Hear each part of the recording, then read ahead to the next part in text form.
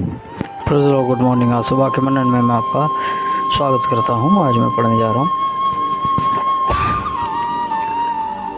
पहला पत्रस अध्याय 3 का पद 10। यहाँ लिखा, जो कोई जीवन की इच्छा रखता है और 6 दिन देखना चाहता है, वह अपनी जीभ को बुराई से और अपने होठों को छल की बातें करने से रोके रहे।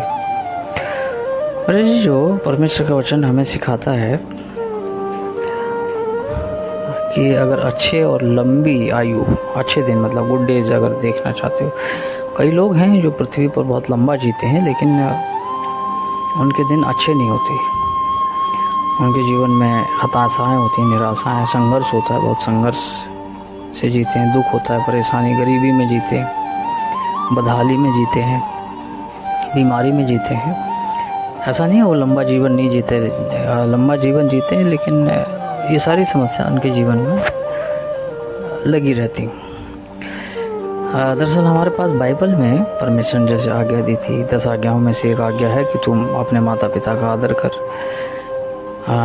तो जो देश में तुझे दूंगा उसमें बहुत दिन तक तू रहने पाएगा। मतलब लंबी आयु वहाँ पर भी परमेश्वर का वादा है। आदर अगर करते हैं, आप अपने माता पिता का आदर करते हैं, तो परमेश्वर वहाँ आपको लंबी आयु देता है। लेकिन मेरे जी, जो वहाँ पर अच्छे दिन के विषय में बात नहीं करी जा रही है। अच्छे दिन यहाँ पर आ गए हैं आपके, जब परमेश्वर का वचन कहता है कि अपनी जीभ को बुराई से, अपने होठों को छल की बातें करने से रोके रहे। दरअसल अगर आपको अच्छा, लंबा, स्वस्थ, खुशहाल जीवन चाहिए तो अपनी जीभ को बुराई से हटाना है बिल्कुल। कई लोग इस संसार में बड़े मुंहफट होते हैं, दूसरी उनके होठों से छल की बातें ही सिर्फ निकलती हैं। एक दूसरे की बुराई करना, एक दूसरे की निंदा करना, एक दूसरे का अपमान करना, एक दूसरे को तुच्छ समझना, ये उनकी मानसिकता कह सकते हैं, या फिर उनका कैरेक्टर भी कह सकते हैं, या फिर उनका स्वभाव भी कह सकते हैं कि वो एक दूसरे का अपमान और एक दूसरे की बुराई करते रहते हैं। इस संसार में मैंने कहा बहुत सारे लोग ऐसे हैं। मेरे जी, जो बाइबल हमें बताती है, परमेश्वर का वचन हमें बताता है कि यदि हम अपनी जीभ को बुराई से, दरअसल बुरा व्यक्ति कभी भी खुश नहीं रहता है। बुरा व्यक्ति जो होता है, मैंने कहा, वो कभी भी खुश नहीं होता है।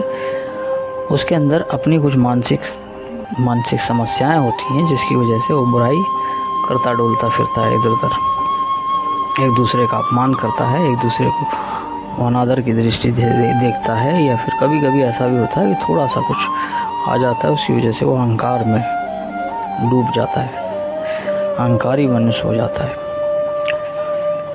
फिर जो परमेश्वर हमें समय देता है संसार में कि हम बुराई से फिरें, अपने आप को बुराई से निकाल लें, अपने आप को उस गंदगी से बाहर निकाल लें। दरअसल परमेश्वर का वचन हमें ये हिदायत देता है।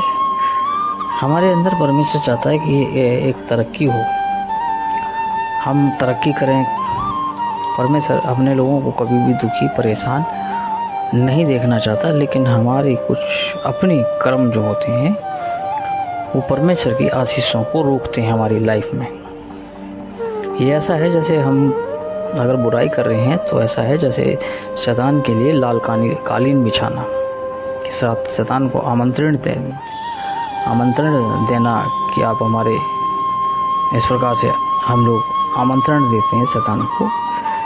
और शैतान जो है, कभी कभी हम सोचते हैं कि ये हमारे लिए भला है, लेकिन शैतान आपके लिए कभी भी भला नहीं चाहता मेरे जी। जो वो आपको सिर्फ और सिर्फ बाइबल में लिखा है, घात करने, नाश करने, चोरी करने और आपको बर्बाद करने के लिए आता है।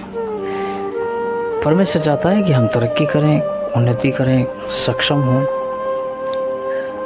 परमेश्वर हमें हिदायत भी देता है कि अपने मुंह को बंद रख, बुराई के लिए बंद रख, अपने होठों को छल की बातें कहने से रोक ले। जब ऐसा करते हैं मेरे जीजो, तो परमेश्वर हमें हमारे अच्छे दिन की ओर लेकर चलता है। प्रभु आशीष दे इस वचन पर। आमीन।